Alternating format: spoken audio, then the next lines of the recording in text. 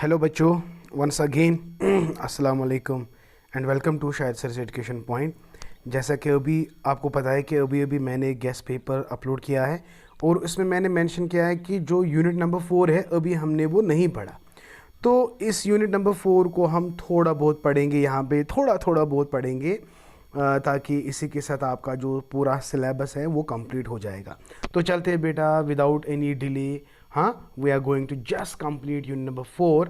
और what is unit number 4? Unit number 4 is leadership, right. तो सबसे पहले ये डिफाइन व्हाट इज़ लीडरशिप, ये भी क्वेश्चन आ सकता है बेटा, इसलिए आप इसका खास ख्याल रखेंगे। Just a second my dear.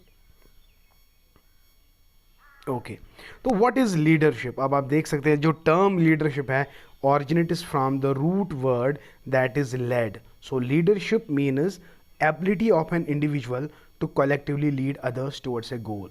देखिए भाई, आराम से देख लेने की देखेंगे किसी भी ग्रुप में बेटा बहुत सारे मेंबर्स होते हैं और हर किसी मेंबर में ये क्वालिटी नहीं होती है कि वो ग्रुप को लीड करे।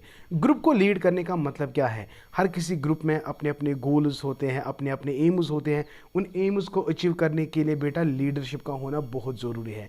तो एक ग्रुप में कोई ऐसा बंदा होता है, कोई ऐसा पर्सन होता है जिसके अंदर बहुत सारे ट्रेट्स होते हैं, चाहे वो बिहेवियरल ट्रेट हैं, पर्सनल ट्रेट हैं, वट। तो जिन ट्रेट से वो एक यूनिक पर्सनैलिटी बन जाती है, तो वो इस पूरे ग्रुप को ना लीड करता है, उस ग्रुप को एक पर्टिकुलर डायरेक्शन देता है। तो दैट इज़ वाई इसको लीडर कहते हैं। लीडर का मतलब यहाँ पे क्या है? लीडरशिप मीन्स, शाबाश, the ability of an individual to collectively led others towards a goal.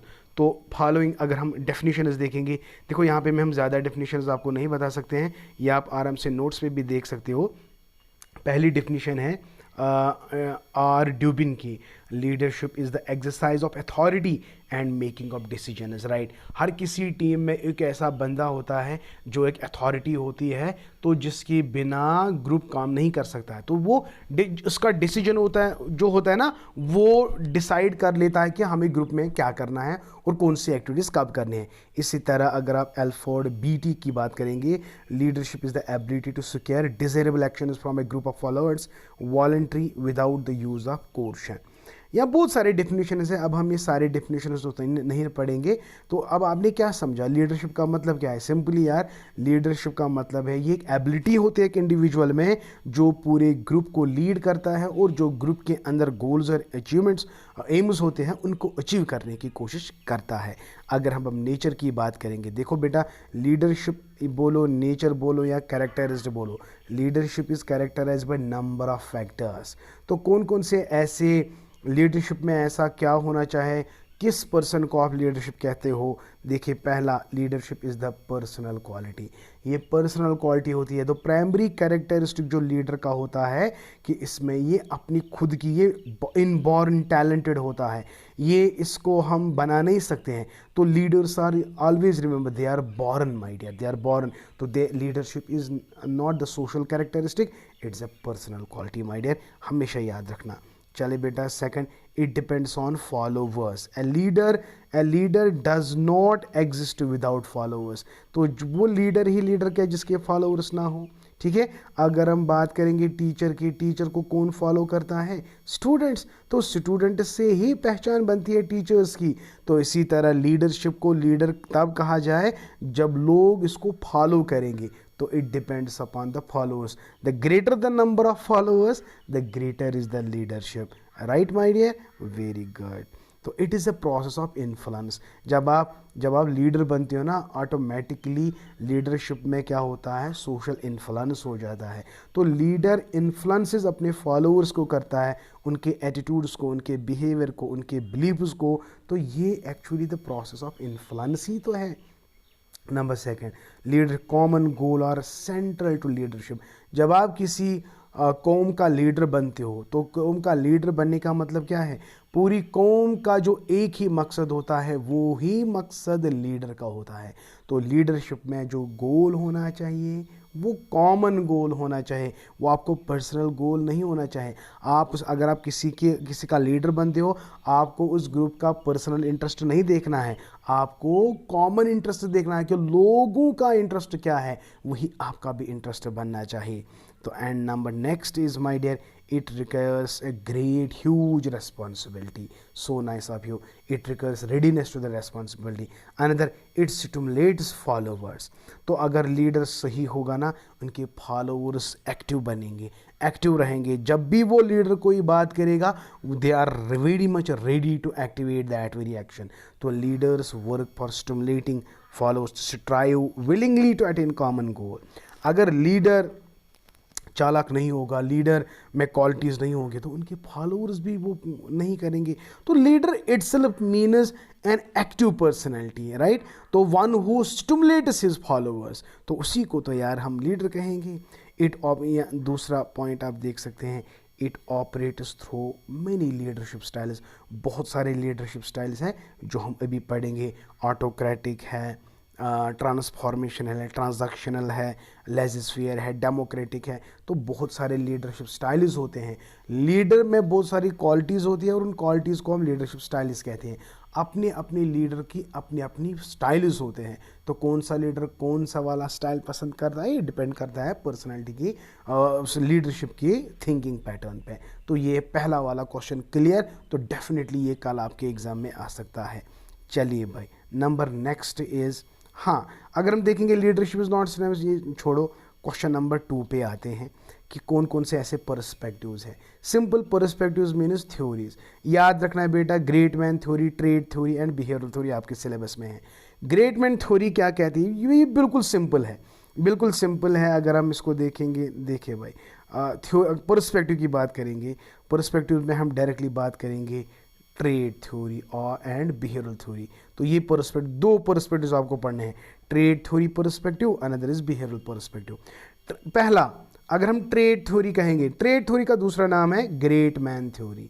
तो इसको आराम से पढ़ेंगे आप। मैं एक कॉन्सेप्ट बताऊंगा। अकॉर्डिंग टू ट्रेड थ्योरी, हम लीडर को रिकॉग्नाइज करेंगे when we recognise his characteristics. तो every character is called a trait. तो क्वालिटीज़ यार, traits are nothing but qualities of a person. तो आप देख सकते हैं trait theory basically focus upon personal qualities, है ना, पर्सनल क्वालिटीज़ पे ज़्यादा फोकस करता है। एंड कैरेक्टरिस्टिक्स ऑफ इंडिविजुअल्स, एक जस्ट ए सेकेंड, हाँ,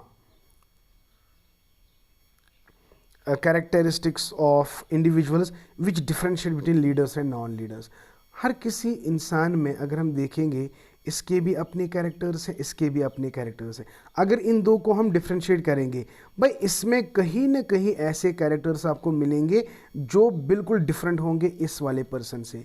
तो वही ट्रेट से अगर उसमें लीडरशिप ट्रेट्स पाए गए, तो आप कहोगे कि भाई ये लीडरशिप को, लीडरशिप मतलब क्या है, कौन कौन से ऐसे बेसिक कैरेक्टरिस्टिक्स हैं जो इंसान को लीडर बनाता है। For example, he must be very much intelligent, he must be responsible, he must be dedicated and hard worker, he must not try to gain the personal।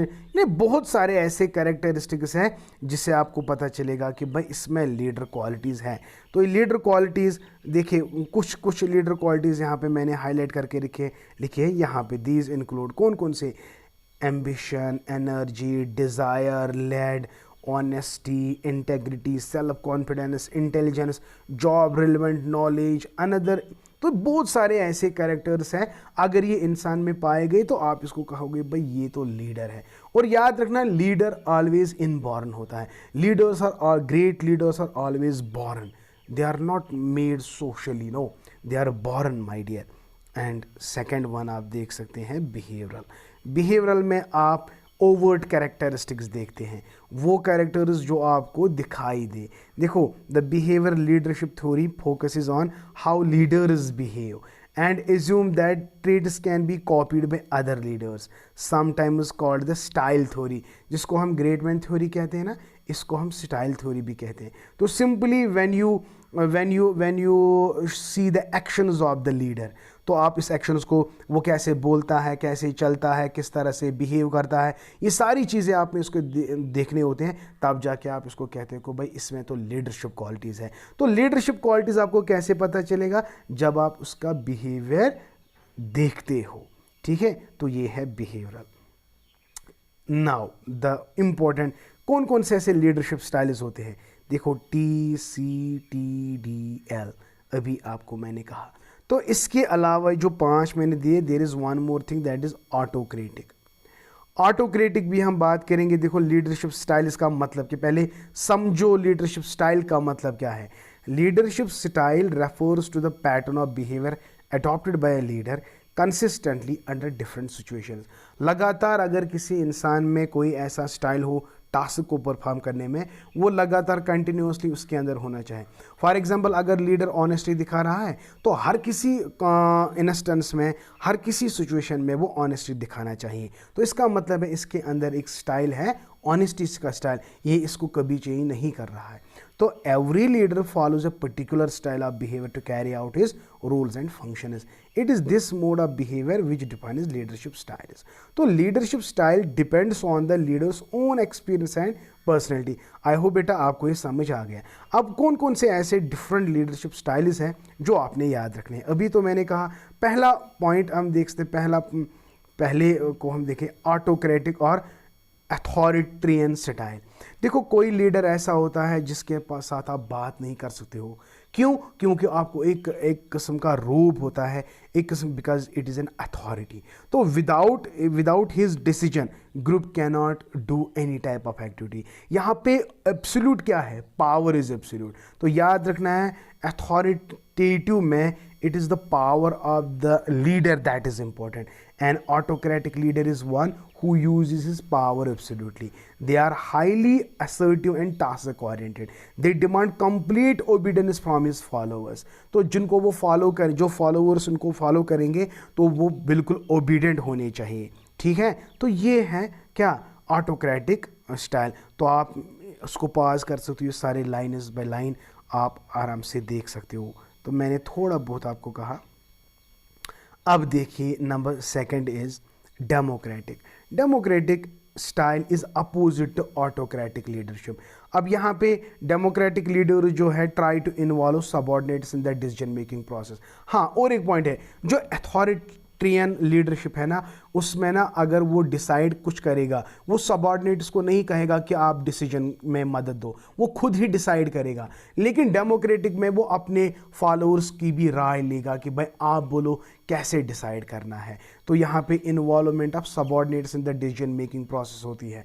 ठीक है, they try to build consensus through participation to take every one is in point. यहाँ पे हर कोई बंदा leader होता है, लेकिन leader अपने सबऑर्डिनेट्स की राय लेता है। अथॉरिटियन में ऐसा कुछ नहीं है, वो हर कोई डिसीजन खुद लेता है, वहाँ पे सबऑर्डिनेट्स टेक पार्ट नहीं करते हैं। तो ये फ़र्क है अथॉरिटेरियन और डेमोक्रेटिक स्टाइल में। आई होप बेटा आपको ये समझ आ गया। तो ये सारी चीज़ें आप पढ़ोगे आपको खुद ही समझ आएगा। अनदर इज़ बेटा लेजिस्फेयर। तो लेजिस्फेयर का मतलब यहाँ पे क्या है, देखो लाइन बाय लाइन पढ़ते हैं। This style of leadership is characterised by the degree of autonomy given to the followers. तो यहाँ पे भी सम काइंड ऑफ डेमोक्रेटिक ही है, यहाँ पे हम ऑटोनॉमी देते हैं फॉलोअर्स की। तो laissez faire leader gives complete freedom to the group. देखो डेमोक्रेटिक में कंप्लीट फ्रीडम नहीं होता है, खाली खास इवेंट्स पे अगर ग्रुप के बारे में कोई डिसीजन लेना होता है तो वहाँ पे आप बाकी फॉलोअर्स की इन्वॉल्वमेंट ले सकते हो। लेकिन यहाँ पे क्या है लेजिस्फेयर में आप कंप्लीट क्या करते हो, कंप्लीट फ्रीडम देते हो सबऑर्डिनेट्स को, कंप्लीट फ्रीडम देते हो सबऑर्डिनेट्स को। किसमें? लेजिस्फेयर में। तो laissez faire leader gives complete freedom to the group of followers and hence they are also called free rein leaders. Okay, subordinates are allowed to choose their own policies and methods of working. तो यहाँ पे complete ये वाला खतरा भी साबित हो सकता है, क्योंकि बहुत सारे ऐसे सबऑर्डिनेट्स हैं जो इसका फ़ायदा उठा सकते हैं। ठीक है, तो यहाँ पे क्योंकि उनको कोई रिस्ट्रिक्शंस नहीं होता है, वो अपने डिसीजंस खुद ले सकते हैं, तो दैट्स वाई ये खतरा साबित हो सकता है। और अनदर आप दे सकते हो charismatic, most important charismatic leadership. देखिए charismatic leaders tend to be very good listeners and great information gatherers. They like to expose themselves to a wide range of individuals in order to get new ideas. Charismatic leaders create a sense of purpose of the organization that's motivating and inspiring. Charismatic leaders express things simply so that everyone get it. They use positive language, often use stories, symbols, metaphors to get their point across. They show empathy, make everyone feel important and build confidence. Charismatic में दोनों चीज़ें होती हैं, ये एक authority का काम भी करती है, डेमोक्रेटिक का भी काम करती है, लेजिस्फियर का भी काम करती है, ये सिंपैथी दिखाता है, ये कभी बैड लैंग्वेज यूज़ नहीं करता है, हमेशा पॉजिटिव देखता है। तो ये सारी हमेशा इसको फिक्र रहती है अपनी ऑर्गेनाइजेशन की, ये हमेशा कोई ना कोई नया सोल्यूशन ढूंढने की कोशिश करता है।